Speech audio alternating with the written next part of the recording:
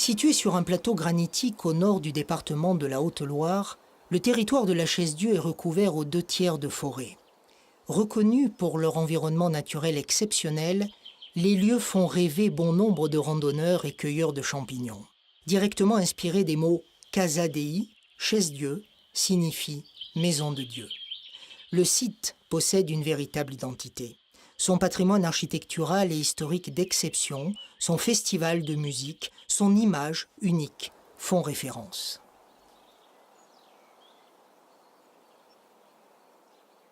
André Brivadis, merci de nous accueillir ici dans votre ville, la Chaise-Dieu.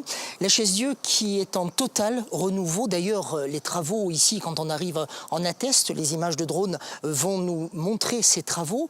Pourquoi ce renouveau de la ville de la Chaise-Dieu ? Alors après une longue histoire très riche et quelques 300 sites casadéens à travers l'Europe, la Chaise-Dieu était en total déclin. Donc le Conseil général a décidé de renouveler et de restaurer tous ces bâtiments, ainsi que l'abbaye. Ces travaux vont forcément embellir la Chaise-Dieu, mais au-delà du seul aspect visuel, que peuvent-ils apporter à votre ville ? Alors j'attends que ces travaux amènent une nouvelle population sur le territoire, qui va nous permettre de faire vivre ce territoire en dehors de la période estivale. Et ensuite de sauvegarder nos services publics, nos écoles, et ainsi ramener de la population et faire vivre ce village qui en a bien besoin, non seulement sur le village, mais surtout le territoire.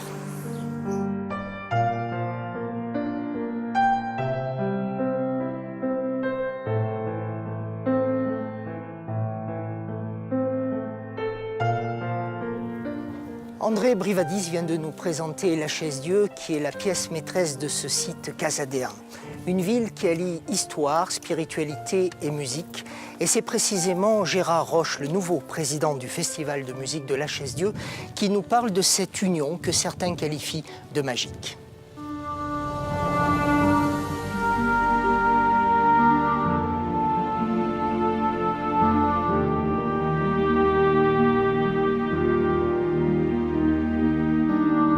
Les travaux sont nécessaires parce que l'abbaye avait quelques soucis de décrépitude et il fallait faire le choix. Est-ce qu'on laisse écrouler cette magnifique abbaye et les bâtiments conventuels ou est-ce qu'on fait ce qu'il faut? Cette abbaye qui est improbable et irréelle, elle surgit là au milieu, grandiose, magnifique. Elle est massive comme le roc qui la porte. Et elle a une impression de puissance et en même temps, elle est protectrice. Parce que quand on arrive par l'ouest et qu'on découvre l'abbaye, on voit tous les toits rouges du village qui se pressent contre elle pour être comme abrités. C'est la rencontre de deux magies. La magie de la musique, bien sûr, et de ce festival qui permet d'avoir des musiciens de classe internationale ici, qui viennent chaque année. Et puis il y a la magie du site, la magie de ce plateau. Et je voudrais citer une phrase de Jules Romain, qui est né à Saint-Julien-Chapteuil, un prieuré de la Chaise-Dieu. Il dit « C'est une route terrible où l'on est heureux pourtant. Il y fait beau en juillet, l'on y grelotte en septembre. Le soleil mal allumé s'éteint dans les coups de vent. » Puis cette spiritualité, depuis l'installation de Saint-Robert, c'est pendant des siècles, des moines qui ici ont travaillé, ont prié, ont chanté. Et cette spiritualité est toujours vivante, puisqu'actuellement, il y a une communauté qui est là et qui est l'âme de ce lieu. La communauté de Saint-Jean ici est arrivée il y a déjà 30 ans. Pour nous, c'est vraiment un prieuré qui a une note historique pour la communauté. On ne fait que répondre à l'appel de l'évêque quant à notre mission qui est triple.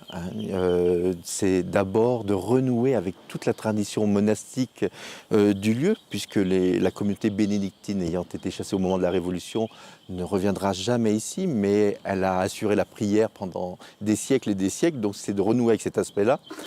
Deuxième aspect de la mission, c'est la découverte du site, le message spirituel que porte le lieu. On est porté par une tradition, on est porté par un lieu qui est habité par la prière des moines. Le festival renoue avec toute la tradition du chant liturgique aussi, de cette dimension de l'élévation de l'âme par le chant et la musique.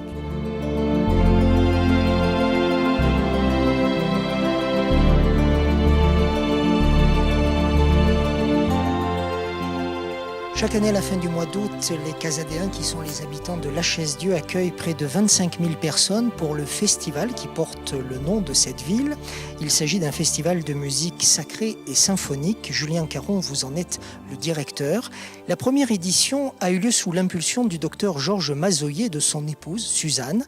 Peut-on dire que c'est le lieu prestigieux qui est l'abbatiale Saint-Robert, qui est l'écrin et l'âme du festival ? En effet, le festival est parti de la rencontre entre un artiste, Georges Xifra, encouragé par des habitants du Puy, dont vous avez mentionné le nom, et ce lieu magnifique. L'orgue, à l'époque, était en très mauvais état, et Georges Xifra a donné son premier cachet pour la restauration de cet instrument. Et c'est ce qui a lancé l'aventure du festival, qui ensuite n'a cessé de grandir et qui s'est imposé au fil du temps comme un des grands festivals de musique classique, principalement axé sur la musique sacrée et la musique symphonique. Julien Caron, racontez-nous votre première rencontre avec ce festival de La Chaise-Dieu et peut-être l'âme du festival ici en l'abbatiale Saint-Robert. Cette première rencontre, elle date d'une dizaine d'années. J'étais à l'époque un simple festivalier et j'avais assisté à la représentation d'un oratorio peu connu d'un Autrichien, Schmelzer, qui était mis en regard avec un tableau qui était projeté de Rubens. C'était une mise au tombeau. Et au fur et à mesure que les saintes femmes prenaient la parole, leur visage s'éclairait sur ce tableau. C'est dire que cette première rencontre, elle a été marquée par l'alliance entre l'image et la musique que l'on retrouve avec la danse macabre. Si bien que ce que je retrouve aujourd'hui en entrant dans cette abbaye, dans cette abbatiale, c'est une expérience totale. L'abbaye vous prend dans toutes vos dimensions. Elle vous saisit comme mélomane, elle vous saisit comme festivalier, elle vous saisit comme amoureux du patrimoine et elle vous interroge sur un message spirituel d'une force extraordinaire.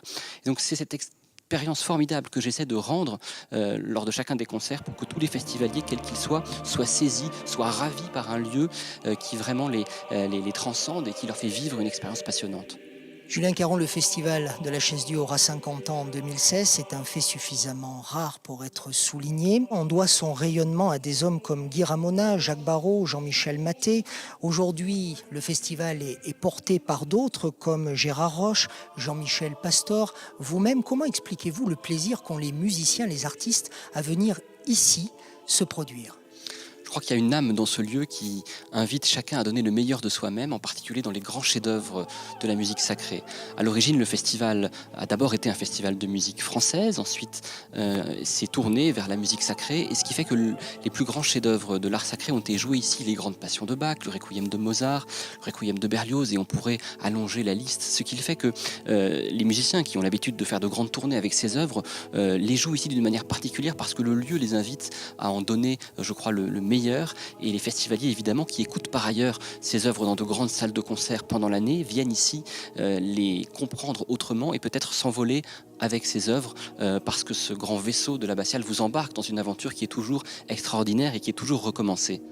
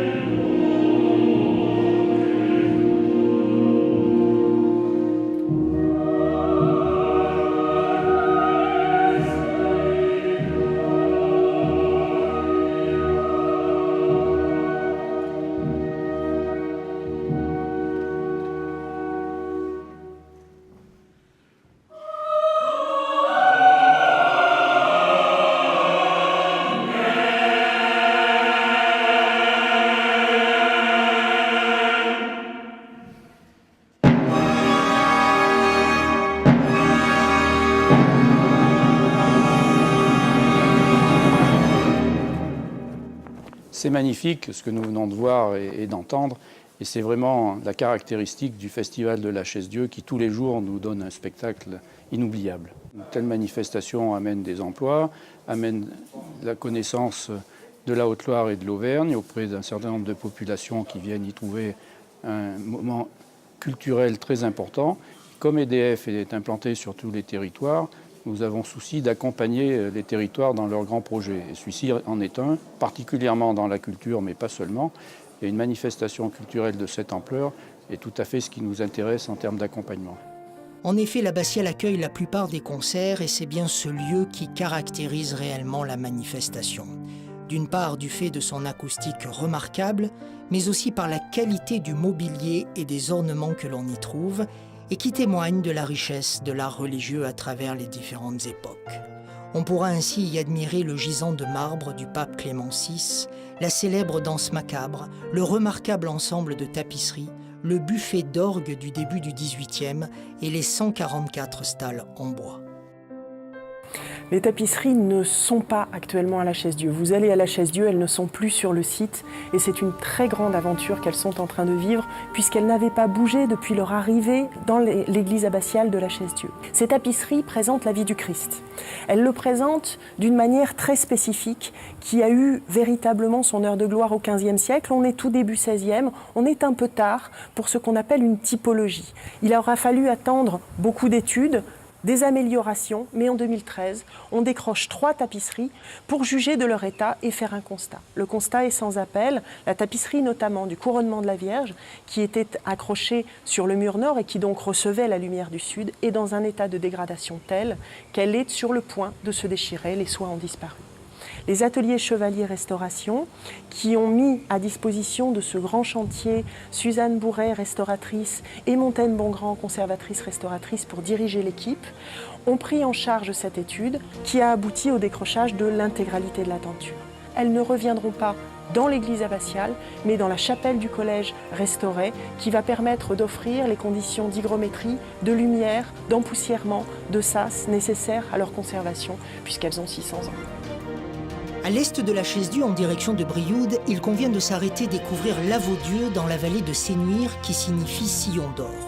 Là, au cœur de cette vallée, les bénédictines ont peu à peu façonné leur village. Protégé par les collines environnantes, le site est désormais classé plus beau village de France, mais aussi village fleuri. Outre ses maisons de vignerons, Lavaudieu conserve les traces de son passé monastique séculaire.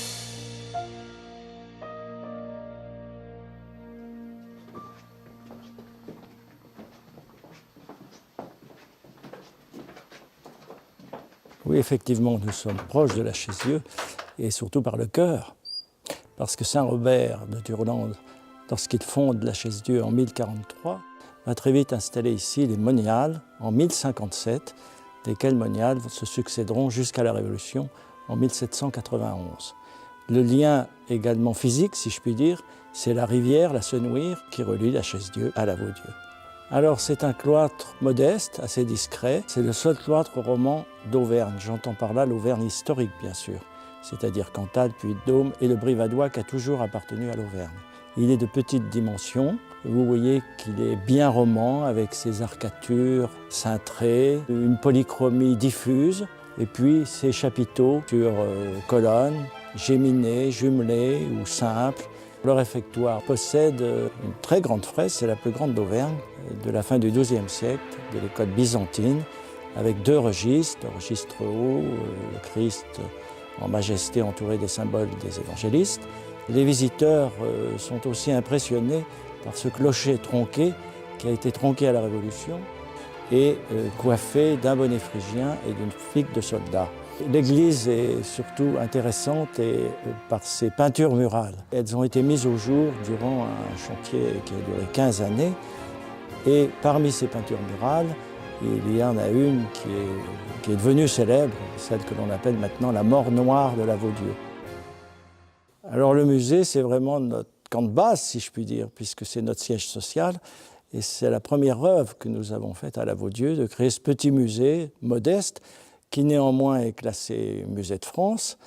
Et vous voyez qu'il y a dans ce musée un certain nombre de meubles, d'objets qui ont été pratiquement tous donnés par la population.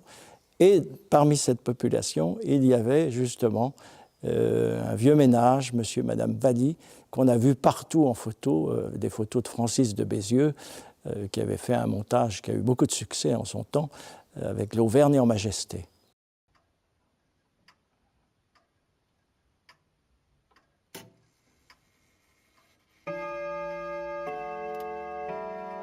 Alors c'est déjà beaucoup d'émotions d'être ici. Photo faite en 1975.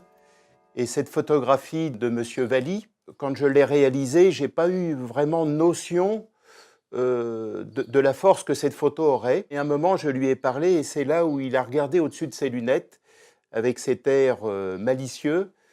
Et j'ai déclenché à ce moment-là, mais sans avoir vraiment le recul que cette photo aurait cette importance-là. Et puis, quand elle a été publiée, les personnes qui ont vu cette photographie m'ont dit « Ah, vous avez pris mon grand-père ». Et puis, en parlant un petit peu avec eux, je me suis rendu compte que ce n'était pas à Lavaudieu même dont on parlait de cet homme, c'était un autre village.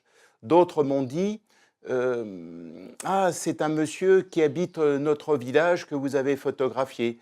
Et ce n'était pas à nouveau le cas. Et donc cette photo, après, a voyagé un petit peu à travers le monde et est devenue, malgré moi, le grand-père un petit peu de référence de ce monde rural d'Auvergne par l'intermédiaire de ce cliché. Il y a un peu cette ambivalence où on me dit « Oui, mais vous présentez l'Auvergne d'une manière un petit peu vieillotte. » Certes, mais ça a été aussi ça l'Auvergne. Et puis l'Auvergne, il y a bien d'autres choses à découvrir.